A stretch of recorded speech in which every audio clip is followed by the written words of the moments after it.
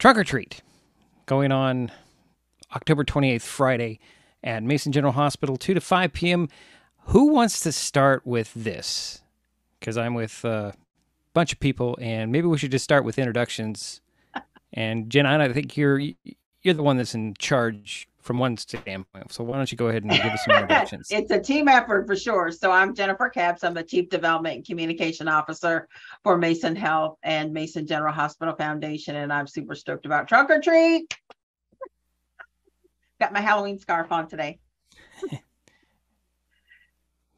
Who's Amber, next? you want to go next? Sure. Hi, I'm Amber Carlson. I'm the Director of Behavioral Health here at Mason Health. Taylor. So my name is Taylor Gustafson. I am an office assistant for the Behavioral Health Department up here at Mason Health. Awesome. So I know it's pretty self-explanatory, and we've been doing this for several years, but explain what Trunk or Treat is. Well, somebody. I will jump in, and then we can have others step in. So Trunk or Treat is a very safe community event that we wanted to put on at Mason Health because we really wanted to provide an opportunity for the little ones in the community to enjoy Trunk or Treat, to get out, be active and do something fun, and to help them celebrate and keep their morale up. And we wanted to have a safe way to do it. So we have hospital team members, we have community members that are all coming together, wearing costumes, decorating their trunks. And when people can get in line and sign up and drive through, see all the decorations that everyone has worked so hard on, all the different themes, have a little bit of treats, some candy, and get to interact, and we can say hi to them and just help lift their spirits. So we've been doing this for 3 years now. And the first year I thought we would have 100 cars, and we ended up with like 500. So, and it tends to get a little bit bigger each year. So we're planning on having hundreds of cars again this year. And thanks to the city, thanks to our first responders, the police department, all of our teams and departments, it really does take a village to put this event on, and everyone has really put their heart and soul into it. And the development office team and volunteer services, they have been the wind beneath our wings, along with our staff members from the rest of the district. So it's been really fun planning it, and we look forward to it every year. So when you say themes, explain to me what you mean by themes. Who's in charge of themes? So no one's necessarily in charge. We do allow a lot of creativity. So we have like Winnie the Pooh, we've got Coco Melon, the police department, Chief Beeson, her theme this year is the PAW patrol. And then Amber and Taylor can talk about their theme. So we have a little something for everybody. So Taylor, you seem to be on the, I'm looking at you at the bottom here. So why don't you tell us about your involvement in, what's your theme this year? So our theme is, we are doing Despicable Me.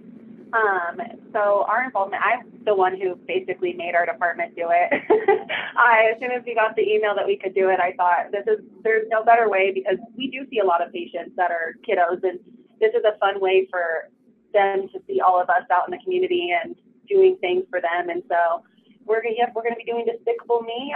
We've got some little people, we've got some kids that are going to be helping us, being little minions, and we're pretty excited about it. And Amber? Yeah, so we are doing Despicable Me theme.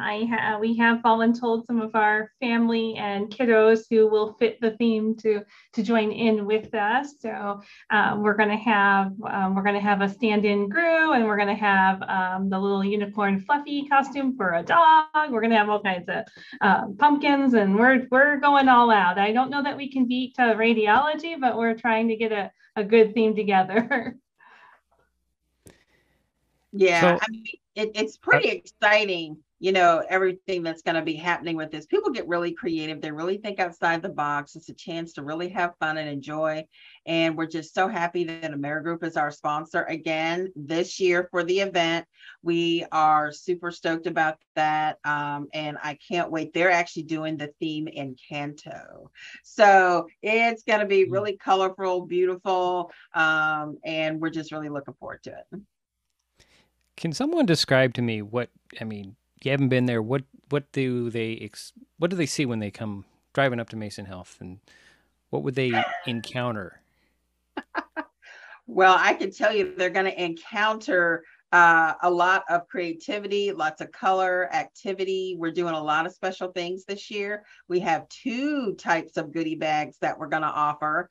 So we've got a games and puzzles activity goodie bag, and then we'll have another goodie bag, which has got some other surprises in it when they come to the main entrance of Truck or Treat. And then we'll also have Sweetly's ice cream on site for a special treat for the community as well, and that's available for purchase. So we've got all kinds of stuff going on. So we want to explain to people who haven't been where they're going here at Mason Health, and who wants to do that? So I'll go again.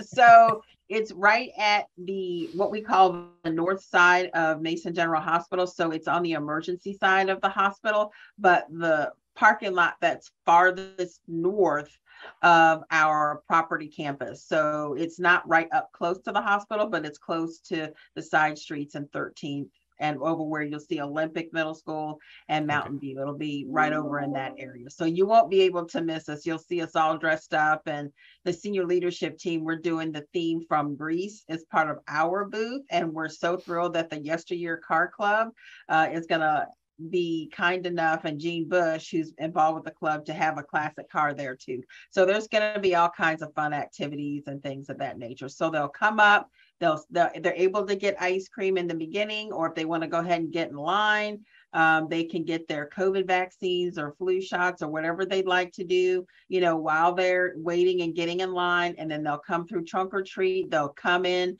to that north parking lot. They'll still come in, get their second goodie bag, see all the booths, stop a little bit, chit chat, see all the costumes and decorations, and then they can just follow that all the way through the parking lot. So it'll be very busy, but we're trying to make sure everyone is properly hosted and they have a good time. So the other 2 ladies on the call here, I'll start with Amber. Do you have a favorite part of this event? So I think for me, working in healthcare and working in behavioral health, I am really always focused on staff engagement and staff burnout. And this is a way for our staff and team to have a friendly competition, but also to give a little bit of something to look forward to, something fun to do, something to kind of, help with some of the hard times that it's been in healthcare for the last couple of years with COVID. So it's really exciting to be able to do this again. Taylor, what about you? You have a favorite part of the whole thing? Amber kind of touched base on all of it. I think my favorite part is I am a mom. So a few years ago when COVID did hit, I have a good feeling because of that, because the hospital did something, and it was really great for us to be able to bring our kids here. So now this year, I'm just really excited to actually be participating in it and being able to kind of give back to the community what the Mason General did for me and my family when it first happened, and how much my daughter enjoyed it and seeing the kids. And I think it's just going to be a good time. And like Amber said, it's a good way to boost all of our morale around the hospital with everything. It's been a busy and hard few years, so it's always just a good little fun thing we get to do. So Jen, before we started, you mentioned you did mention you have a lot of cars that show up. And how long does it take people to get through? So it could take anywhere up to 45 minutes to an hour to get through at our busiest peak time. So, we want to encourage people to come a little bit early, but please don't come too early because we don't want to back up the main roads.